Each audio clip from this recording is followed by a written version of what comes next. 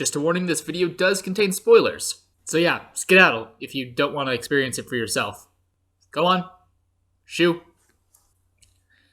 Roman Torchwick, the very first character we were introduced to in RWBY. The main antagonist of Volume 1 and one obvious joke away from being named Roman Candle, I'm sure.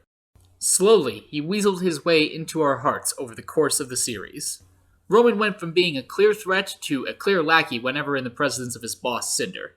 Not to say he wasn't capable, quite the opposite, but there definitely was some sort of pecking order. His quirks gradually came out as Cinder took on the role of prime bad guy in Volume 2. But where did Volume 3 leave everyone's favorite redheaded antagonist? It survived! Oh, right. Well, I suppose that was a bit of a bittersweet ending for Roman. Or was it? Personally, I'm not convinced that's the last we'll see of our Kanan bowler hat sporting bad guy. Let's look at the facts and see whether or not there's a possibility his torch will be seen again come Volume 4. So, what actually happened? As we saw, Roman was in the middle of monologuing about doom and gloom when all the negative energy and emotions brought a giant Grim right to him. He was unceremoniously eaten mid-sentence, and that's that. Ruby then kicks the Grim into the ship, which triggers a number of explosions, resulting in the ship crashing with both the Grim and Roman presumed dead. And this is where we get our first, and if I'm being completely honest, only real glimmer of hope. Let's grab our thumbtacks and poke what holes we can into this scene. My first problem is the amount of time between Roman being eaten and the Grim supposedly dying. Because if the Grim did die when we're led to believe it did, that's less than 30 seconds. I doubt Roman would have been digested that fast. And on that note, did Grim even have a digestive system or a need to eat?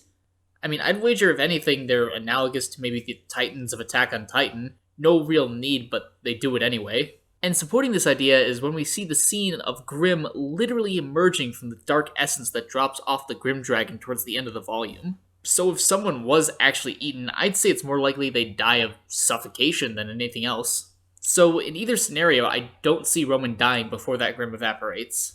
Which brings me to my second quarrel with this scene. When a Grim dies, its corporeal body is just lost to the ether, which means only one of two possibilities has to happen here. Either both Roman and the Grim are killed in the explosion, or the Grim takes the brunt of the damage, effectively shielding Roman before its body evaporates and he emerges alive and mostly unharmed. Sound crazy? Maybe, but let me point you to my final piece of circumstantial evidence. Remember when Crow and Ironwood discussed getting his ship and we see it crashing off in the distance? Well, watch that bit again and then ask yourself, does that really look like a ship plummeting to the ground after suffering multiple huge explosions? Or does it look more like potentially a controlled crash or descent? Someone perhaps still on board, trying to ensure some kind of safe landing for themselves. We don't get to see the conclusion of this journey to his ship, so we really don't know what they found, if they found anything. And by this point in the story, Cinder's really the main threat, and then soon Salem's going to be revealed as the big villain, so I wouldn't be surprised if Crow or Ironwood found Torchwick and just kind of brushed him aside as child's play. Or maybe they just threw him in jail again, I really don't know. So when you add it all up, is there really overwhelming evidence either way? I'd say no. We never see a body, and clearly Ruby isn't shy about gruesome deaths, as we see in several other points in this volume, but we also don't see him alive. I still have my hopes, and won't be convinced one way or another until we either see Roman next volume, or see Neo appear in his getup.